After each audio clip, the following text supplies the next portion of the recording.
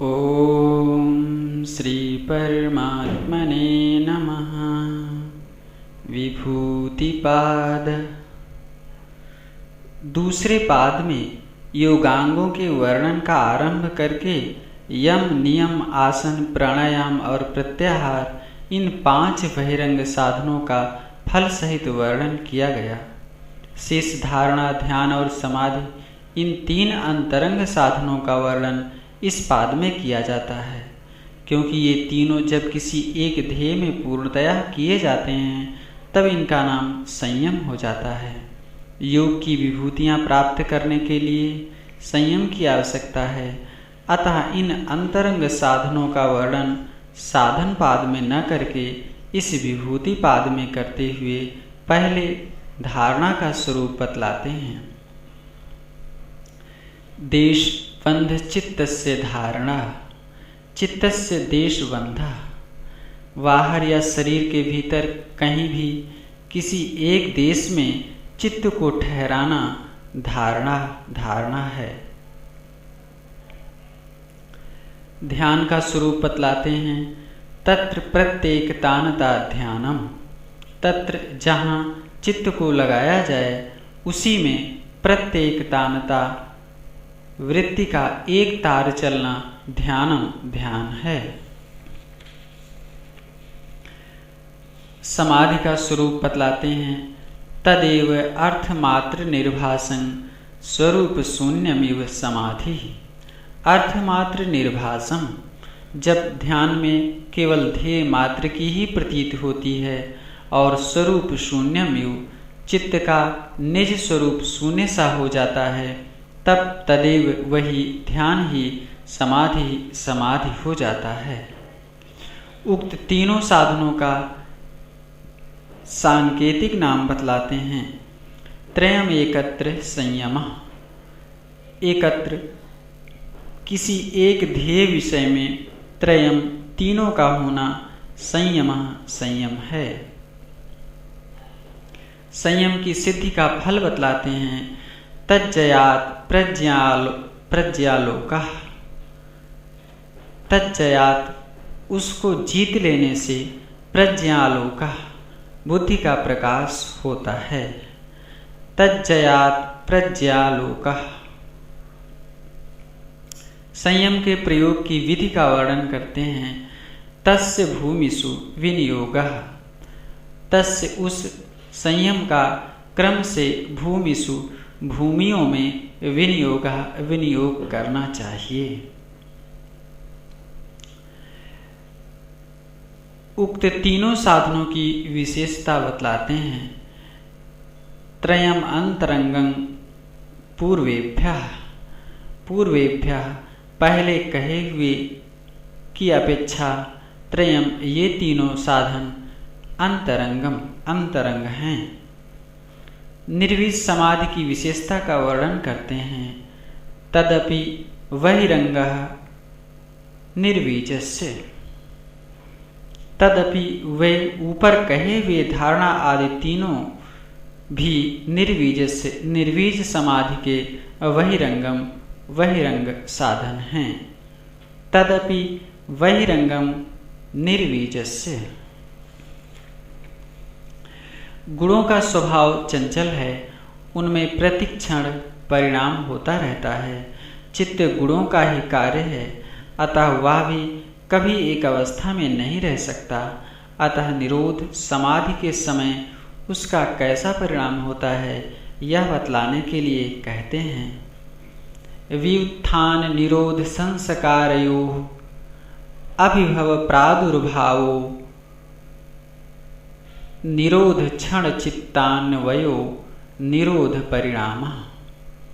व्युत्थान निरोध संस्कारयोः अभिभव प्रादुर्भावो, व्युत्थान अवस्था के संस्कारों का दब जाना और निरोध अवस्था के संस्कारों का प्रकट हो जाना, यह निरोध क्षण चित्तान्वयः, निरोध काल में चित्त का निरोध संस्कारानुगत होना निरोध परिणाम है। इसके बाद क्या होता है सो बतलाते हैं। तस्य प्रशांतवाहिता संस्कारात्, संस्कारात् संस्कार बल से तस्य उस चित्त की प्रशांतवाहिता, प्रशांतवाहिता स्थिति होती है। अब संप्रज्ञात समाधि में चित्त का जैसा परिणाम होता है उसका वर्णन करते हैं। सर्वार्थैकाग्रतयोः क्षयोदयोः चित्तस्य समाधि परिणामः। सर्वार्थैकाग्रतयोः क्षयोदयोः, सब प्रकार के विषयों का चिंतन करने की वृत्ति का क्षय हो जाना और किसी एक ही ध्येय विषय को चिंतन करने वाली एकाग्रता अवस्था का उदय हो जाना, यह चित्तस्य, चित्त का समाधि परिणाम, समाधि परिणाम है। सर्वार्थैकाग्रतयोः क्षयोदयोः चित्तस्य समाधि परिणामः। उसके बाद की स्थिति का वर्णन करते हैं। ततः पुनः शांतोदितौ तुल्य प्रत्ययौ चित्तस्य एकाग्रता परिणामः। ततः उसके बाद पुनः फिर जब शांतोदितौ, शांत होने वाली और उदय होने वाली तुल्य प्रत्ययो, दोनों ही वृत्तियां एक सी हो जाती हैं, तब वह चित्तस्य, चित्त का एकाग्रता परिणाम, एकाग्रता परिणाम है। उपर्युक्त परिणामों के नाम बतलाते हुए उनके उदाहरण से अन्य समस्त वस्तुओं में होने वाले परिणामों की व्याख्या करते हैं। एतेन भूतेन्द्रियेषु धर्म लक्षणावस्था परिणामा व्याख्याताः। एतेन, ऊपर जो चित्त के परिणाम बतला चुके हैं, इसी से भूतेन्द्रियेषु, पांचों भूतों में और सब इंद्रियों में होने वाले धर्म लक्षण अवस्था परिणामा, धर्म परिणाम, लक्षण परिणाम और अवस्था परिणाम, ये तीनों परिणाम व्याख्याता कहे जा चुके। धर्म और धर्मी का विवेचन करने के लिए धर्मी का स्वरूप बतलाते हैं। शांतोदिता व्यपदेश धर्मानुपाति धर्मी। शांतोदिता व्यपदेश धर्मानुपाति, अतीत, वर्तमान और आने वाले धर्मों में जो अनुगत व्याप्त रहता है, आधार रूप में विद्यमान रहता है, वह धर्मी धर्मी है। शांतोदिता व्यपदेश धर्मानुपाति धर्मी।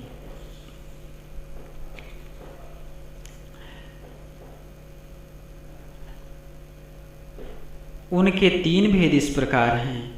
अव्यपदेश, जो धर्म धर्मी में शक्ति रूप से विद्यमान रहते हैं, व्यवहार में आने लायक न होने के कारण जिनका निर्देश नहीं किया जा सकता, वे अव्यपदेश कहलाते हैं। उन्हीं को अनागत या आने वाले भी कहते हैं। उदित, जो धर्म पहले शक्ति रूप से धर्मी में छिपे हुए थे, वे जब अपना कार्य करने के लिए प्रकट हो जाते हैं तब उदित कहलाते हैं। जो धर्म अपना व्यापार पूरा करके धर्मी में विलीन हो जाते हैं, वे शांत कहलाते हैं। इन्हीं को अतीत भी कहते हैं। धर्मों की शांत, उदित और अव्यपदेश से, इन तीनों स्थितियों में ही धर्मी सदा ही अनुगत रहता है। किसी काल में धर्मी के बिना धर्म नहीं रहते। एक ही धर्मी के भिन्न भिन्न अनेक धर्म परिणाम कैसे होते हैं, यह बतलाते हैं। क्रमान्यत्वं परिणामान्यत्वे हेतुः। परिणामान्यत्वे, परिणाम की भिन्नता में, क्रमान्यत्वं, क्रम की भिन्नता हेतु कारण है।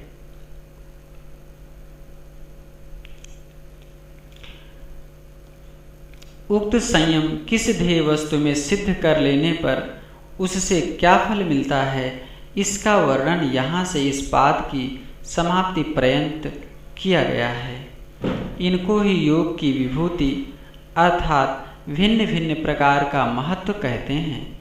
इन सबको समझकर योगी को चाहिए कि अपने लिए जो सबसे बढ़कर फल मालूम पड़े उसे चुन ले। ऊपर 3 प्रकार के परिणामों का वर्णन किया गया, अतः पहले इनमें संयम करने का फल बतलाते हैं। परिणाम त्रय संयमात् अतीत अनागत ज्ञानम। परिणाम त्रय संयमात्, उक्त तीनों परिणामों में संयम करने से अतीत अनागत ज्ञानम, अतीत भूत और अनागत भविष्य होने का ज्ञान हो जाता है। इसी प्रकार अब दूसरी विभूतियों का वर्णन करते हैं। शब्दार्थ प्रत्यय अनामितरेतराध्यासात् संस्कर संकर स्तत् प्रतिभाग संयमात् सर्वभूतर उत्ज्ञानम।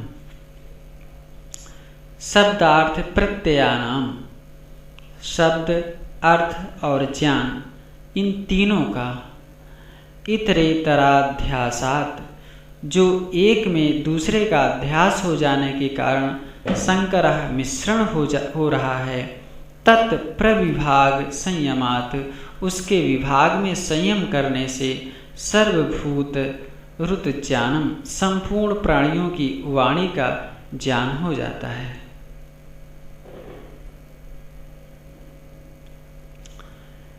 शब्दार्थ प्रत्यानाम इतरेतराध्यासात् संकरस्तत् प्रविभाग संयमात् सर्वभूतरुत ज्ञानम।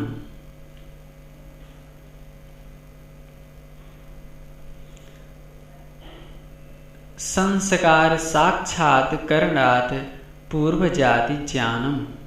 संस्कार साक्षात् करणात्, संयम द्वारा संस्कारों का साक्षात कर लेने से पूर्व जाति ज्ञानम, पूर्व जन्म का ज्ञान हो जाता है। प्रत्ययस्य परचित्त ज्ञानम, प्रत्ययस्य दूसरे के चित्त का संयम द्वारा साक्षात्कार कर लेने से परचित्त ज्ञानम, दूसरे के चित्त का ज्ञान हो जाता है। उसी को स्पष्ट करते हैं।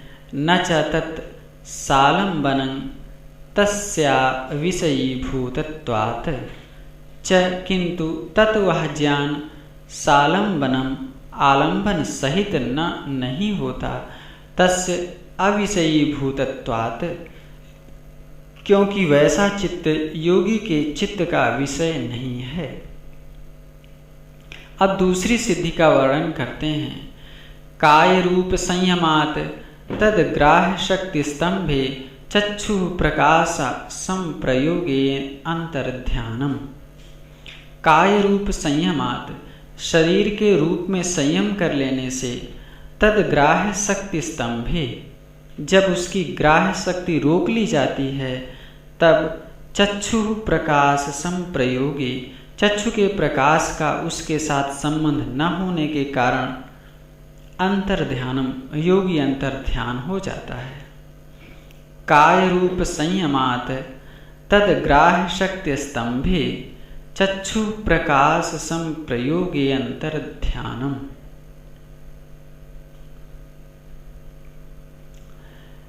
अन्य सिद्धि का वर्णन करते हैं।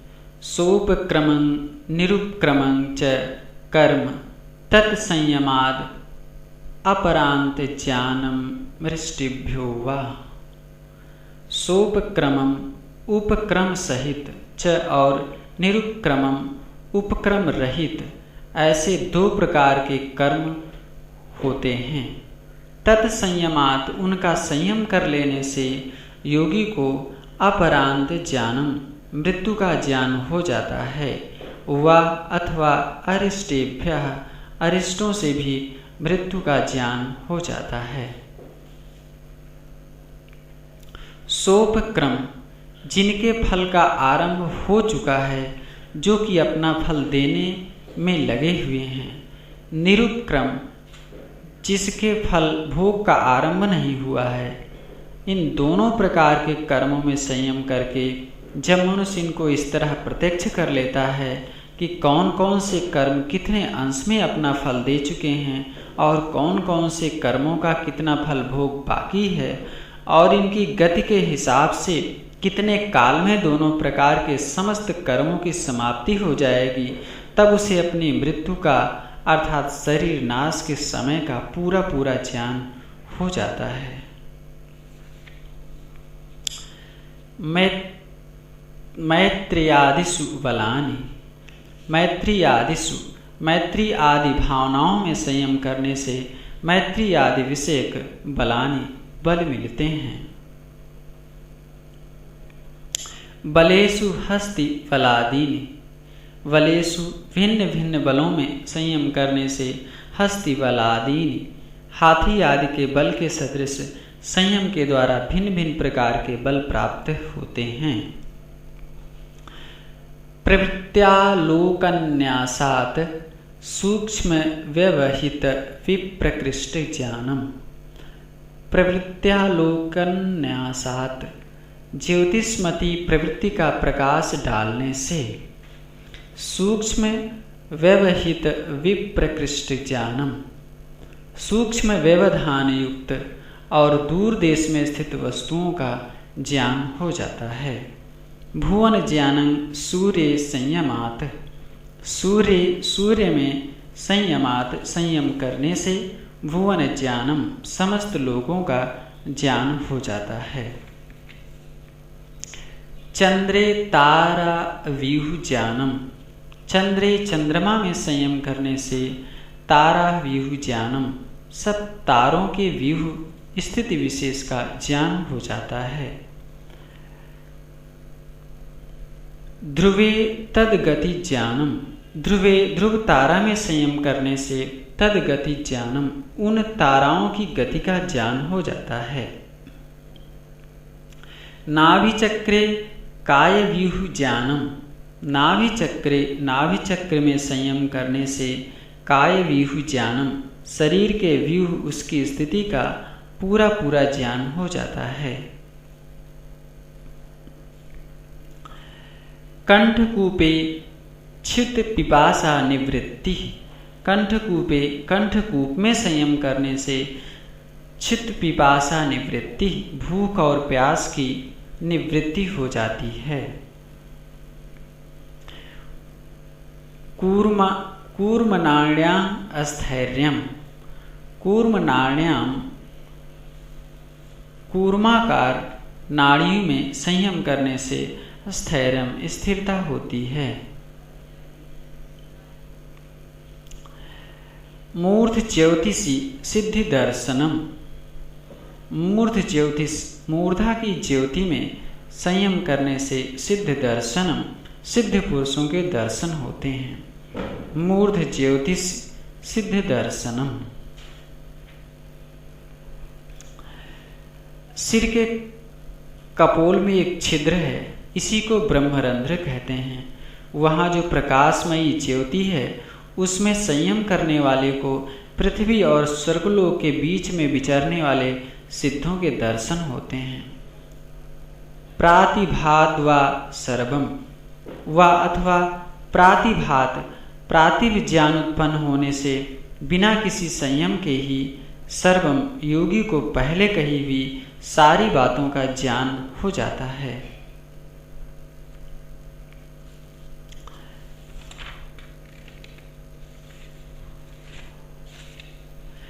हृदय चित्त संविति, हृदय में संयम करने से चित्त संवित चित्त के स्वरूप का ज्ञान हो जाता है। चित्त के स्वरूप का ज्ञान होने से विवेक होते ही पुरुष के स्वरूप का ज्ञान हो जाता है। अतः अगले सूत्र में कहते हैं सत्व पुरुषयोरत्यंत संकीर्णयोः प्रत्यया विशेषो भोगः परार्थत्व स्वार्थ संयमात् पुरुष ज्ञानम्। सत्व पुरुषयोः अत्यंता संकीर्णयोः, सत्व अर्थात बुद्धि और पुरुष जो कि दोनों परस्पर अत्यंत भिन्न हैं, किसी प्रकार भी सम्मिलित होने वाले नहीं हैं।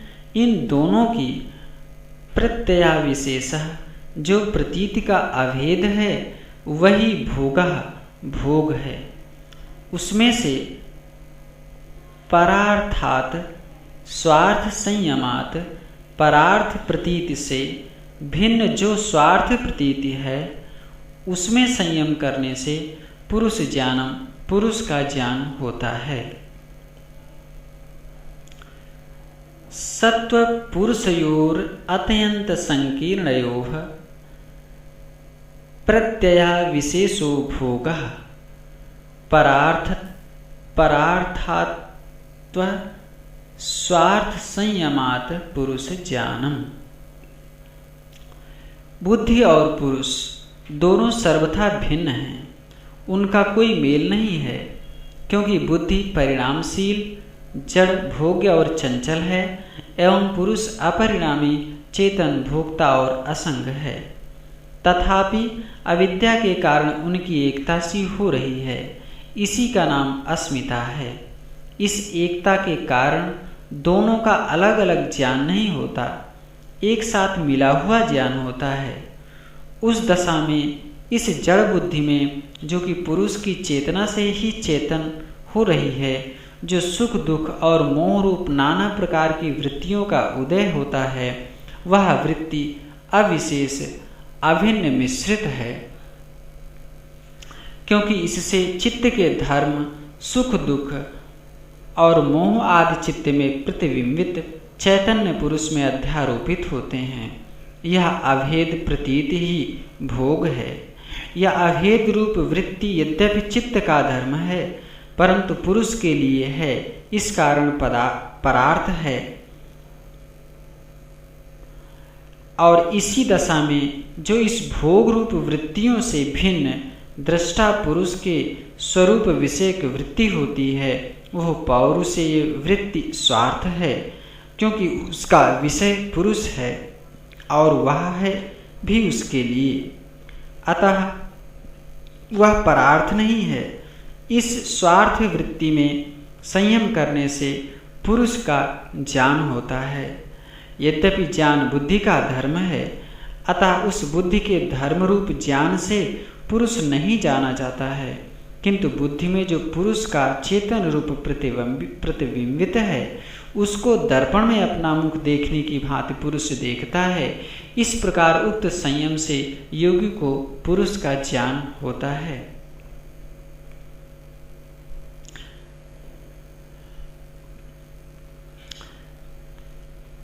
इस प्रकार सत्व पुरुषयोर अत्यंत संकीर्णयोः प्रत्यया विशेषो भोगः परार्थात् स्वार्थ संयमात् पुरुष ज्ञानम।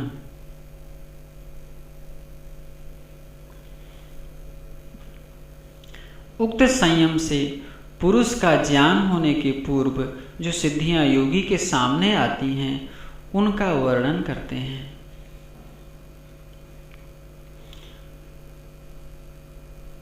सत्व पुरुषयोर अत्यंत संकीर्णयोः प्रत्यया विशेषो भोगः परार्थात् स्वार्थ संयमात् पुरुष ज्ञानम।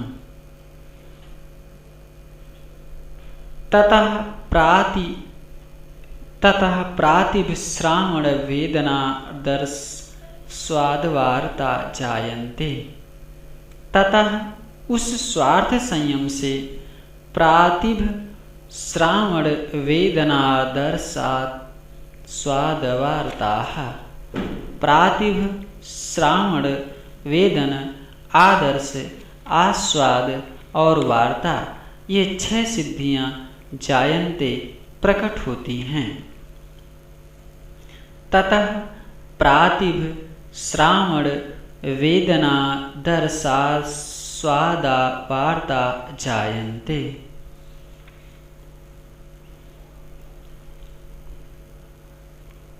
इन सिद्धियों में वैराग्य करने के लिए कहते हैं, ते समाधावापुसर्गा व्युत्थाने सिद्धयः।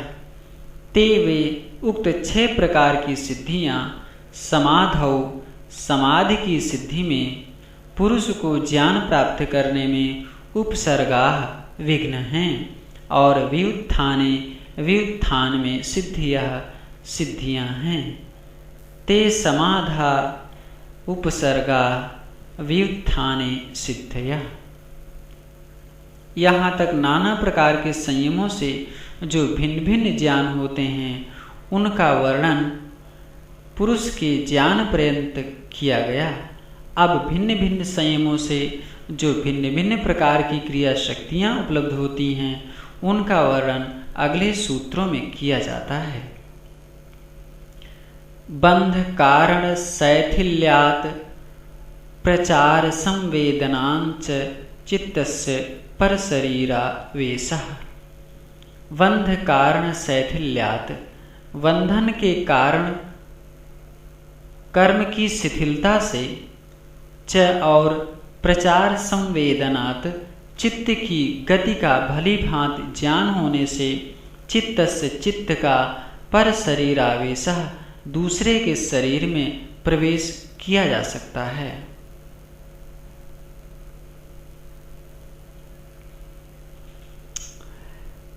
उदान जया जल पंक कंटकादिषु संग उत्क्रांतिश्च।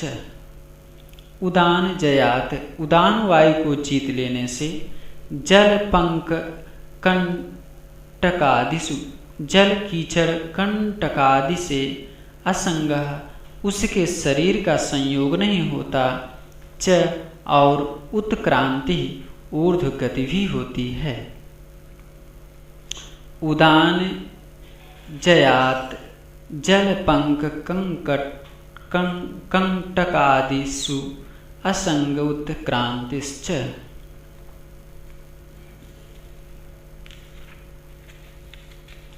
समान जयात ज्वलनम। समान जयात संयम द्वारा समान वायु को जीत लेने से ज्वलनम योगी का शरीर दीप्तमान हो जाता है। श्रोत्राकाशयोः संबंध संयमाद दिव्यम श्रोत्रम।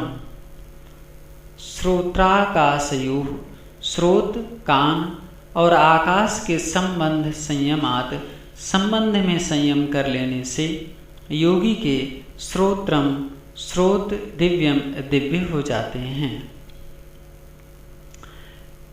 कायाकाशयोः संबंध संयमात लघु तूल समापत्तेश्चाकाश गमनम। कायाकाशयोः शरीर और आकाश के संबंध संयमात, संबंध में संयम करने से, च और लघु तूल समापत्ते हल्की वस्तु रुई आदि में संयम करने से, आकाश गमनम आकाश में चलने की शक्ति आ जाती है। अब ज्ञान के आवरण का नाश जिस उपाय से किया जा सकता है वह बतलाते हैं। बहिर्कल्पिता वृत्तिर्महाविदेहा ततः प्रकाशावरण क्षयः। बहिर्कल्पिता शरीर के बाहर अकल्पित, बहिराकल्पिता शरीर के बाहर अकल्पित वृत्ति स्थिति का नाम महाविदेहा, महाविदेहा है। ततः उस प्रकाशावरण क्षय बुद्धि की ज्ञान शक्ति के आवरण का क्षय हो जाता है।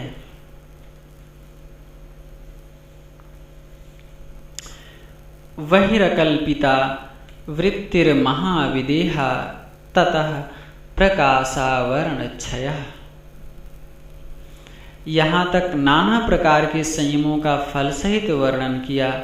अब जो पहले पाद के 41वें सूत्र में ग्राह्य, ग्रहण और गृहीता की जाने वाली सभी जो समाधि के लक्षण बतलाए गए थे उनका फल बतलाने के लिए पहले 5 भूतों में और तज्जनित पदार्थों में की जाने वाली ग्राह्य विषयक समाधि का फल बतलाते हैं। स्थूल स्वरूप सूक्ष्मान्वयार्थ संयमाद भूतजयः। स्थूल स्वरूप सूक्ष्मान्वयार्थवत् संयमात, भूतों की स्थूल स्वरूप सूक्ष्मान्वय अर्थवत् इन 5 प्रकार की अवस्थाओं में संयम करने से योगी को भूतजया 5 भूतों पर विजय प्राप्त हो जाती है। स्थूल स्वरूप सूक्ष्मान्वय अर्थत्व संयमात भूतजयः। अन्वय अवस्था, 5 भूतों में जो तीनों गुणों का स्वभाव यानी प्रकाश, क्रिया और स्थिति व्याप्त है, वह इनकी अन्वय अवस्था है। अर्थवत्य अवस्था, ये 5 भूत पुरुष के भोग और अपवर्ग के लिए हैं, यही इनकी अर्थवत्य प्रयोजनता अवस्था है। सूक्ष्म अवस्था, इनकी जो कारण अवस्था है, जिनको तन्मात्रा और सूक्ष्म महाभूत भी कहते हैं। स्वरूपावस्था, इनके जो लक्षण हैं वह इनकी स्वरूपावस्था है। स्थूलावस्था, जिस रूप में हम इनको अपनी इंद्रियों द्वारा अनुभव कर रहे हैं, जिनको गीता में इंद्रिय गोचर नाम दिया है, वे इंद्रियों द्वारा प्रत्यक्ष अनुभव में आने वाले शब्द, स्पर्श, रूप, रस और गंध नाम वाले 5 विषय इनकी स्थूल अवस्था है। इस प्रकार स्थूल स्वरूप सूक्ष्म अन्वय अर्थवत्य संयमाद भूतजयः।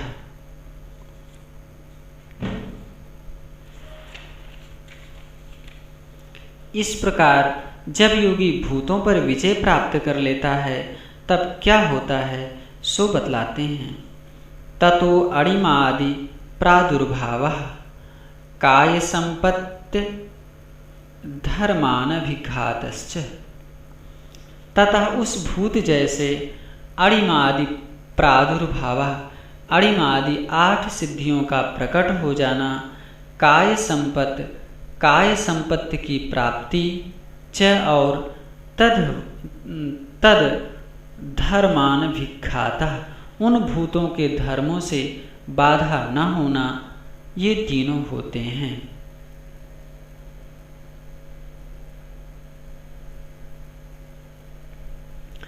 ततो अणिमादि प्रादुर्भावः काय संपत्ति धर्मान अनभिघातश्च।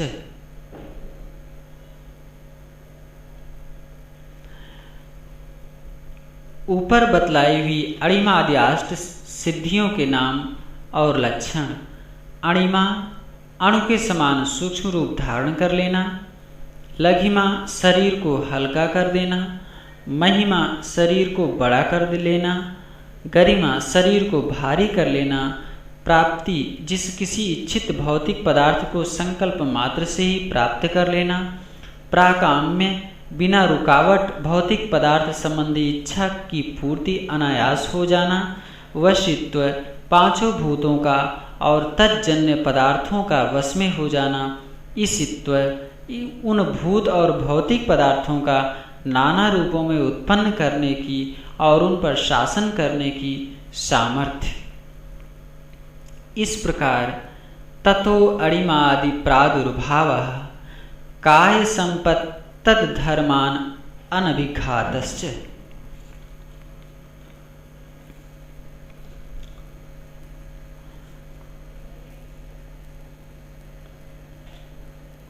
उक्त काय संपत्ति की व्याख्या सूत्रकार स्वयं करते हैं। रूप लावण्य बल वज्र संहननत्वानि काय संपत्ति। रूप लावण्य बल वज्र संहननत्वानि, रूप लावण्य बल और वज्र के समान संगठन, ये काय संपत्ति शरीर की संपदाएं हैं। रूप लावण्य बल वज्र संहननत्वानि काय संपत्ति। अब मन सहित इंद्रियों में की जाने वाली ग्रहण विषयक समाधि के फल का वर्णन करते हैं। ग्रहण स्वरूपास्मितानि अन्वय अर्थवत् संयमादि इंद्रिय चय। ग्रहण स्वरूप अस्मिता अन्वयार्थत्वत् संयमात ग्रहण स्वरूप अस्मिता अन्वय और अर्थवत्, इन पांचों अवस्थाओं में संयम करने से इंद्रिय जय मन सहित समस्त इंद्रियों पर विजय प्राप्त हो जाती है। ग्रहण स्वरूप अस्मिता अन्वय अर्थवत्व संयमाद इंद्रिय जय।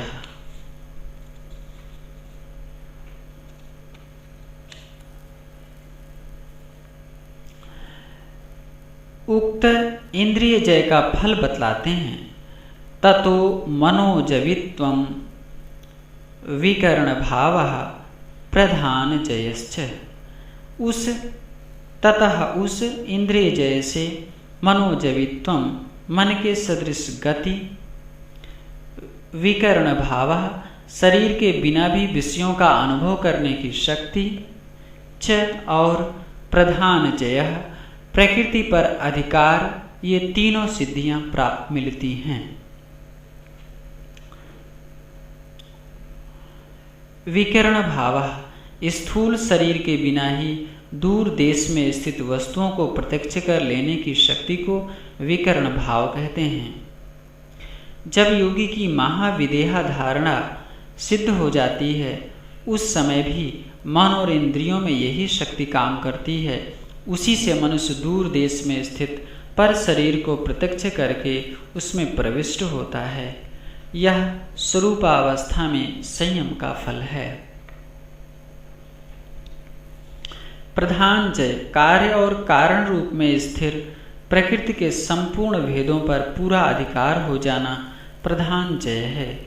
यह अस्मिता, अन्वय और अर्थवत् अवस्था में संयम का फल है। यह संयम ही प्रकृति लय कहलाता है। ये तीनों प्रकार की सिद्धियां ग्रहण विषयक समाधि सिद्ध हो जाने पर अपने आप मिल जाती हैं। अब गृहीता में होने वाली गृहीतृ विषयक समाधि का फल सहित वर्णन करते हैं।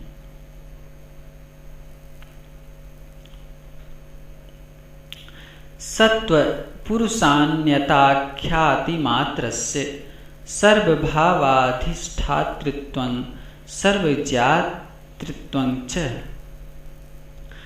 सत्व पुरुषान्यता आख्याति मात्रस्य बुद्धि और पुरुष इन दोनों की भिन्नता मात्र का ही जिसमें ज्ञान हो रहता है, ऐसी सबीज समाधि को प्राप्त योगी का सर्वभावाधिष्ठातृत्वं सब भावों पर स्वामी भाव च और सर्वज्ञातृत्वं सर्वज्ञ भाव हो जाता है।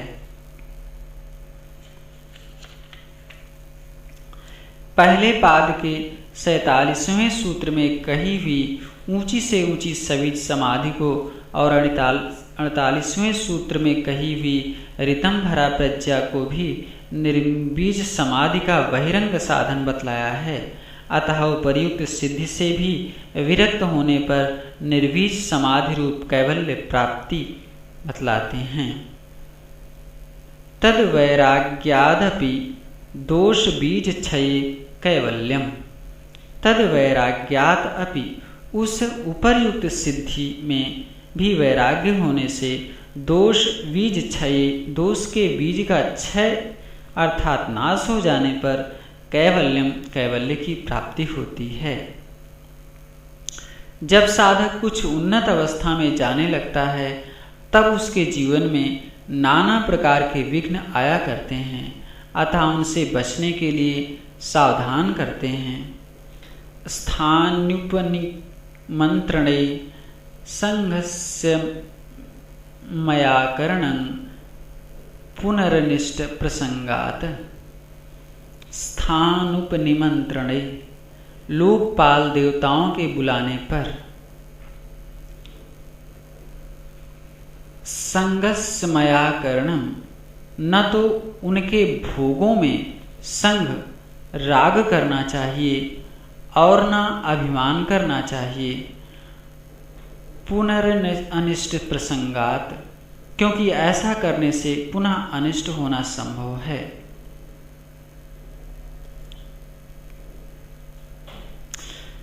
इसलिए स्थानुपनिमंत्रणे संगस्य मया करणं पुनरनिष्ट प्रसंगात।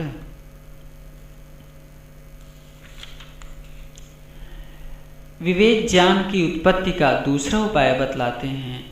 क्षण तत्क्रमयोः संयमात् विवेक ज्ञानम। क्षण तत्क्रमयोः, क्षण और उसके क्रम में संयमात, संयम करने से विवेक जनित ज्ञान उत्पन्न होता है। उस विवेक ज्ञान का लक्षण कहते हैं जाति लक्षण देशैर अन्यतानवच्छेदात तुल्योस्ततः प्रतिपत्ति। जाति लक्षण देशैहि, जिन वस्तुओं का जाति लक्षण और देश भेद से अन्यतानवच्छेदात भेद नहीं किया जा सकता, इस कारण तुल्योः, जो दो वस्तुएं तुल्य एक के सदृश प्रतीत होती हैं, उनके भेद की प्रतिपत्ति उपलब्धि ततः उस विवेक ज्ञान से होती है। उस विवेक ज्ञान की विशेषता का वर्णन करते हैं। तारकं सर्व विषयं सर्वथा विषय क्रमं चेति विवेकजं ज्ञानम। तारकम, जो संसार समुद्र से तारने वाला है, सर्व विषयम, सबको जानने वाला है, सर्वथा विषयम, सब प्रकार से जानने वाला है, च और अक्रमम, बिना क्रम के जानने वाला है, इति इस प्रकार वह विवेकजम, विवेक जनित ज्ञान है। जाति लक्षण देशैरन्यतान वच्छेदात तुल्योस्ततः प्रतिपत्ति। तारकं सर्व विषयं सर्वथा विषय क्रमं चेति विवेकजं ज्ञानम।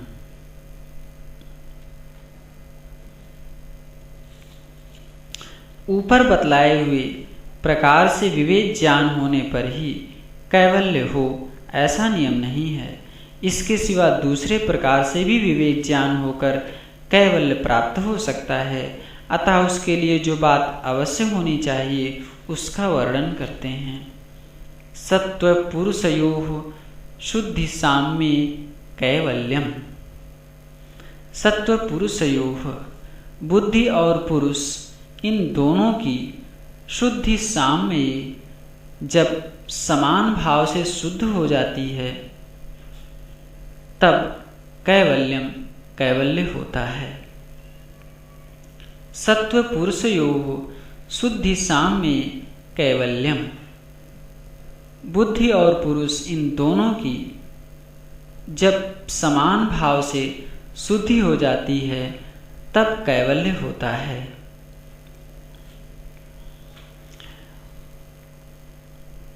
इति विभूतिपादः। ओम शांति शांति शांति।